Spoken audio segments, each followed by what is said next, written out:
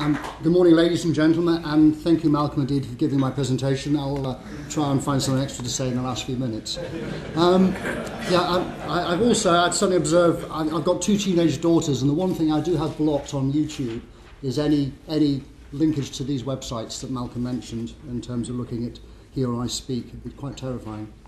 What I'd like to do is give you... Always practice first. We don't have it. To give you a little bit of an overview of what's been going on in this basin and what kind of is going on in this basin in 2013. And indeed, as Malcolm mentioned, we've had to check the figures more than once. There was a lot going on, and some real conflicts, if you like, between the good news and the awkward news. Record investment, production down, quite spectacularly down. Exploration at a low point. No one could charitably describe exploration last year as a good year. Poor reserves replacement. So, some real physics where the industry is under a lot of duress. Yet compared with that, we see, as Malcolm mentioned, decommissioning certainty, a whole range of measures on changes to the tax regime to nudge the investments into being.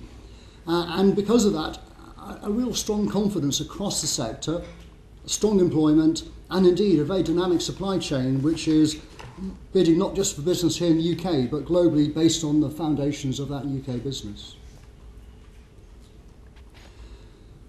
It doesn't all come down to price, but price can't but help. I've been involved in the UKCS for something like 25 years now, and always through that you have to say that oil price is always going to be a marker for activity over here.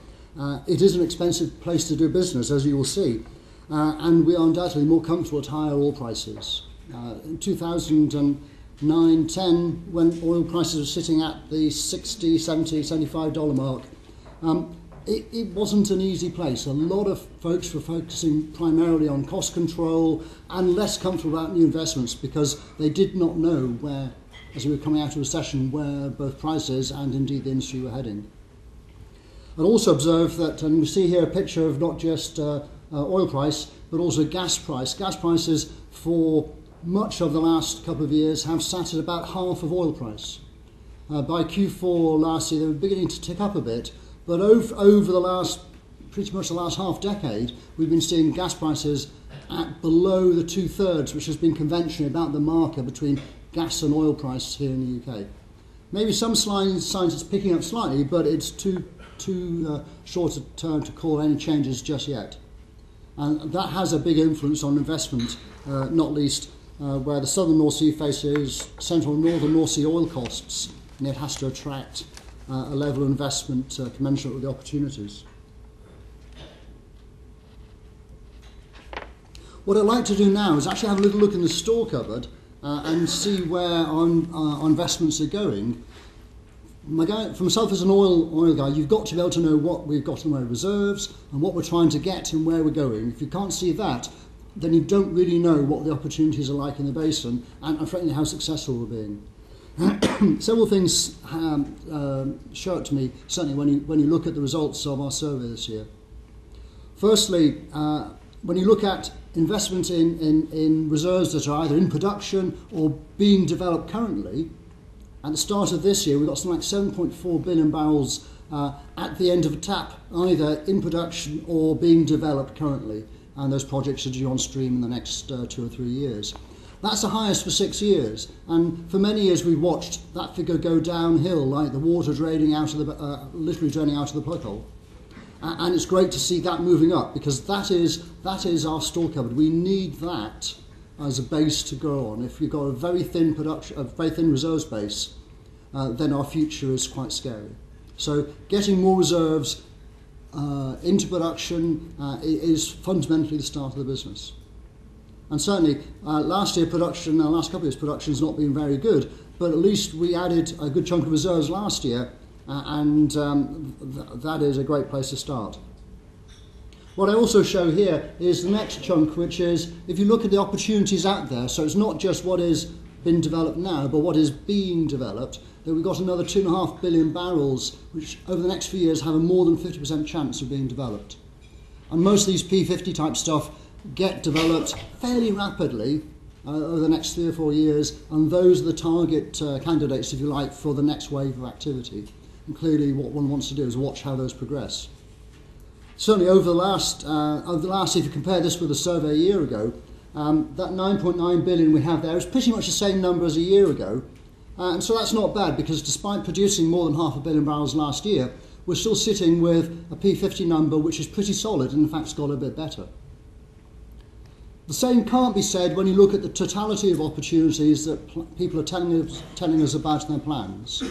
So by the time you look at the remaining the things which have a bit of a less than 50% chance of being developed, a range of fields, a range of infill developments. Some of them are just immature, some of them are frankly very, very difficult to get developed. We're looking at something over just under 11.5 billion barrels of oil and gas there. And that is actually about 500 million less than a year ago. And given we've produced 500 million barrels, that's the difference. We've actually been struggling to get new things in the front of the food chain. So the dynamic in the last year is to raid the store cupboard, bring everything down to the bottom shelf and get it into production. But the trick now is how we get more things into the store cupboard, into that process of development, of gradual maturation, all the way through to getting investment sanction. So a big journey, but the 11.5, still 11.4 billion barrels is still a great place to start. Compared with a few years ago, it feels an awful lot less sickly.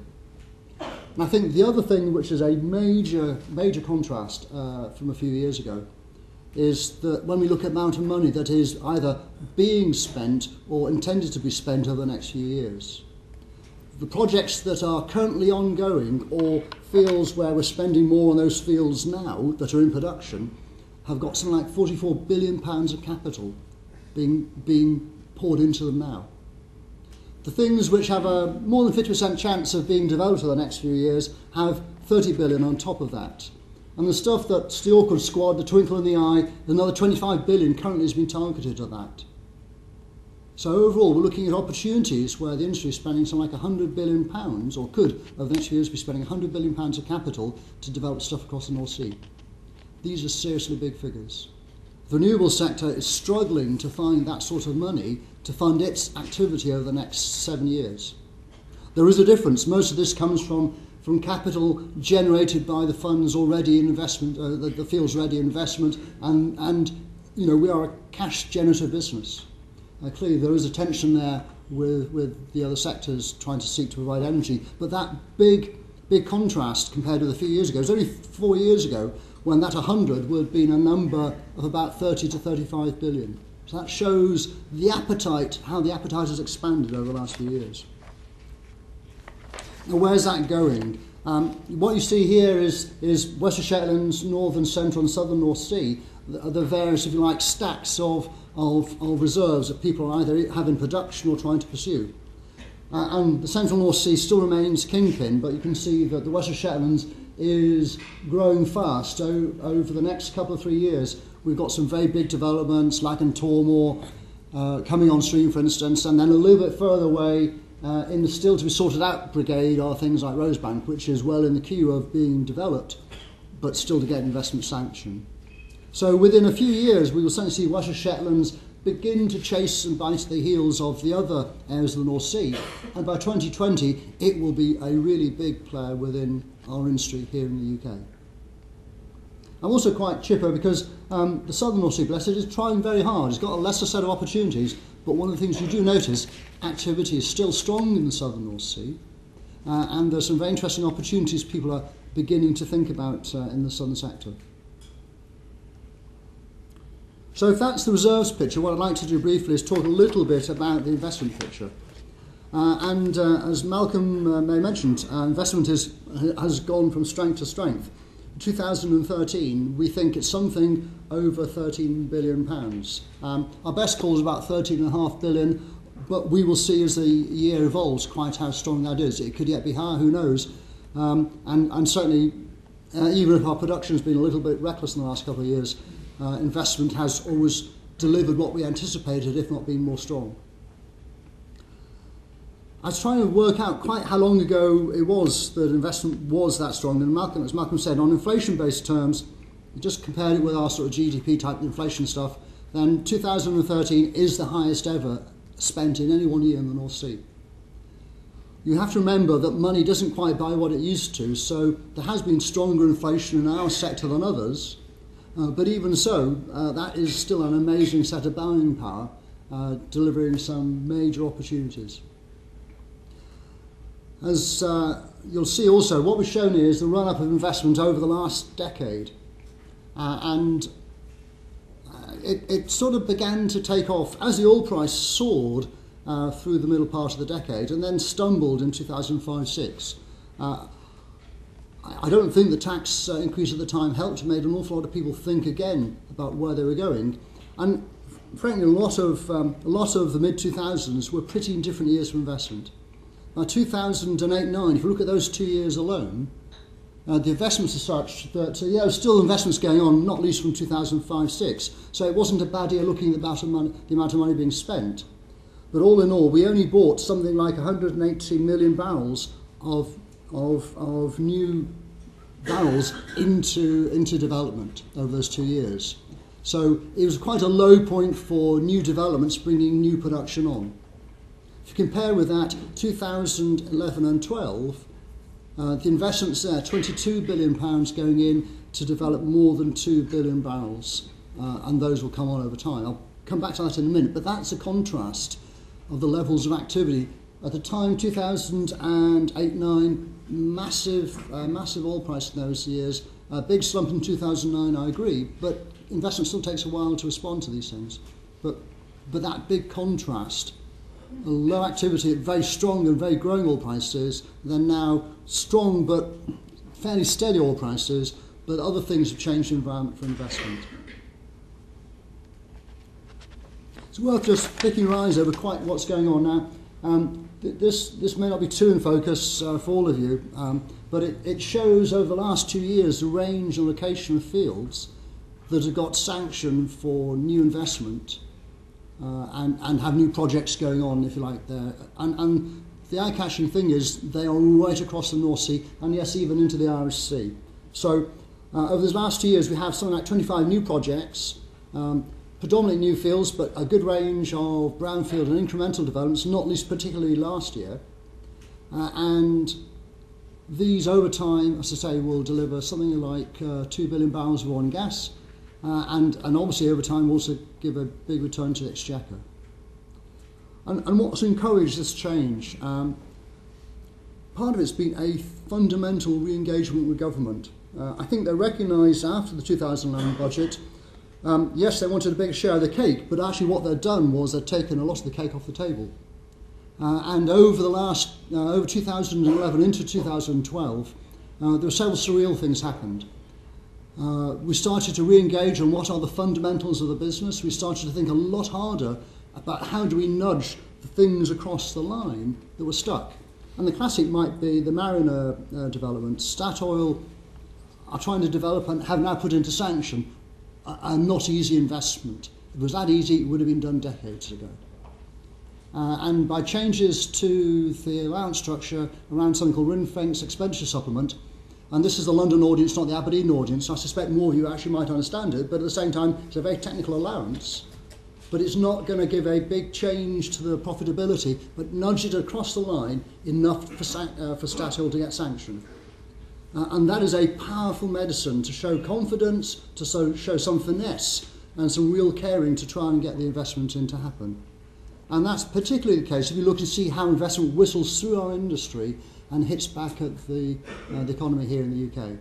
So as I say, 2011, 2012, 45 projects sanctioned, a range of things, you can find them in the list in the back of the report.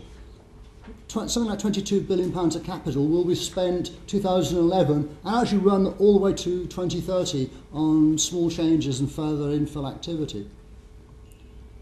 That'll peak from those things we've approved that were approved in the last couple of years. Actually, this year, the £6 billion will be spent this year of something over 13 from things approved in the last couple of years.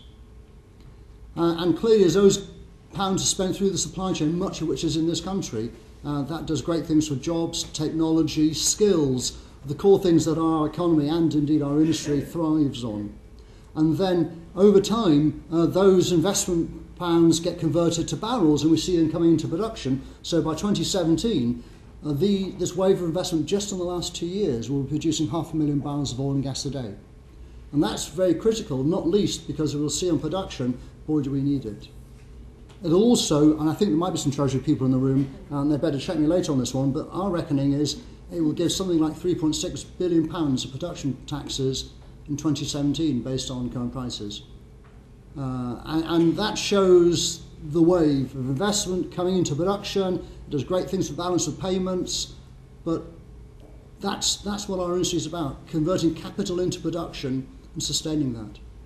On top of that, those barrels will need probably another £20 billion spent on them in operating expenditure as you gradually extract them from the North Sea, running the facilities offshore. So it is a never-ending story, and decommissioning, which I'm pleased to say is somewhere towards Herbert Smith's sign on the far right over there for many of these opportunities. So that is our food cycle, our life cycle, and we're seeing it happen in buckets at the minute. If investment is spectacular, so is production, but for all the wrong reasons, I'm afraid to say. Over the last couple of years, what we have seen is production fall by 30%. If the output has declined so remarkably, much of that is actually for very fundamental and very important reasons. What we have seen in the last couple of years, certainly post-Macondo, a lot of fields have been taken offline and companies have reworked those fields. A lot of fields have come offline because they've found that unreliability or unanticipated shutdowns have just grown to an extent where that was just not tolerable. When I started my career as an engineer in the North Sea, we were trying to get reliable fields in the first place. And I'm afraid for those engineers in the room, there's a bathtub curve. You get it sorted out, it runs great for a number of years, things change, and then you've got to put more effort into getting them right again. And we have been going through a cycle of that over the last 2 years. It is great that at least this industry has both a focus and a mindset, first of all, to hit the integrity, sort it out, and make sure things are good for the long term. And a lot of that good for the long term behaviour is going on now. But alas, for production, it is not what you'd like to see. And certainly over the last 2 years, 11 and 12, we produced something like 1.2 billion barrels of oil and gas over 2 years, but we only brought into production something like 180 million barrels. And that contrast is because over 3 or 4 years, the barrels we approved in 2008-9 gradually walked through development and into production. They came in over 11 and 12, and they were much humbler amounts coming in than the production going out. So our foundations were sinking away because we weren't bringing enough on stream. This is a voracious industry with a huge appetite. Don't feed it at the front end, it starts to starve, and that is the result. The good news, we see substantial investments coming on, and over the next couple of years, as I mentioned, that 22 billion of capital converts into production, and by 2017, we believe fundamentally that production will be back to about 2 million barrels of oil and gas a day. Now, clearly there's an uncertainty on that figure, and we think in the short term there is a lot of downside pressure rather than upside, not least there are problems with helicopters. We're still to see certain big gassy assets get back and into production, but we're going back up and sorting things out, and we hope the level of unreliability, if anything, is starting now to improve in the industry. So, if you like, that's the big physics, the big dynamic. To try and run our business, we continue to spend an awful lot of money, way over £8 billion a year being spent this year, simply to operate the North Sea. And there's been a big step increase in operating expenditure over the last year. A lot of that's because people are spending more on the asset base to both address their frailties and make sure they're good for the long term. But we also see that 1 or 2 assets in particular have had a bigger increase. So overall, I'd say inflation is sub 5% on OPEX, but there are 1 or 2 chunks where people are spending an awful lot more for a range of reasons. What you see on the right there, the blue bar chart, is actually the range of operating costs and the number of fields with those sort of OPEX. And yes, there are some fields where they actually are in the 0 to £5 a barrel. I'm not going to tell you which fields they are, you can decide that for yourself. But as you go to the right, you see how expensive it is to run some of the fields in the North Sea. And that demonstrates, as I say, at higher prices, a range of fields on the North Sea's toes will curl if we see those prices come back.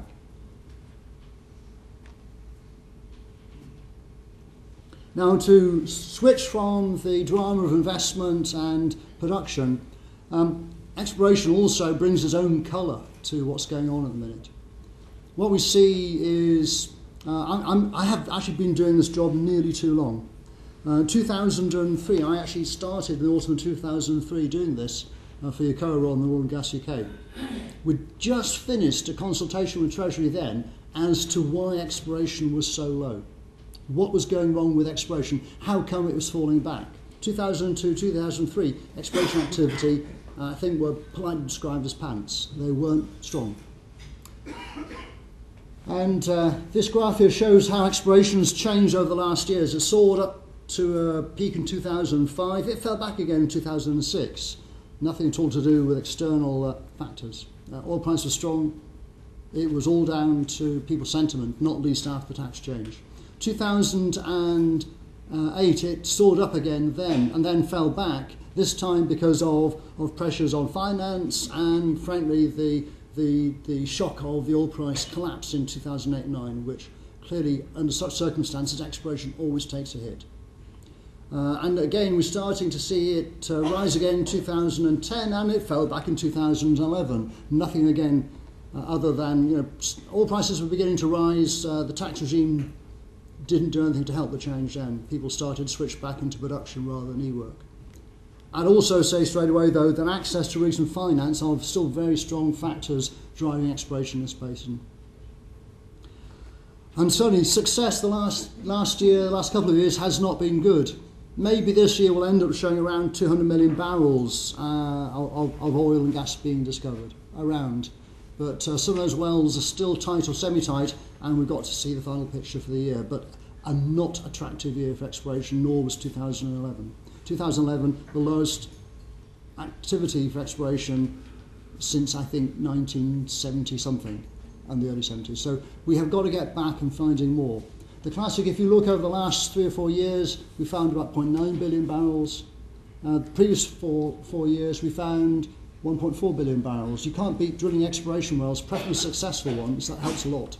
But activity is important. We can typically carry as a basin around 40 to 45 wells a year within the resource base we've got, and we need to be back there and as strong as that at least to fulfil the potential of the North Sea. And the good news, I like the good news bit, is that we begin to see exploration picking up. What we see here is our forecast the next 3 years of exploration based on returns from exploration operators right across the industry. We've got a great coverage, and we see over the next 3 years something like 130 e-wells being planned. Now, maybe they won't all happen, but this year we already see 80% of the e-wells have slots fixed for rigs, and a few years out there was always the inevitable droop in any planner's line 3 years out, so that makes it feel a lot more positive than it has been. And that exploration is right across the North Sea. Last year, 2012, Southern North Sea I think had 1 exploration well. Over the next 3 years they have, I think, 15 exploration wells planned. There's a big chunk of activity in the Southern North Sea. And that is spread right across the sector, not least in Russia Shetland's postcodes. So it's great to see the coverage of activity, it's great to see the step up. Clearly, as I say, the things that remain fundamental are investor confidence, so please no big shocks to the system, strong access to finance, we need the money for exploration. You can't beat a bit of success. Last year's not a strong year for success. And then making sure we have those access to rigs.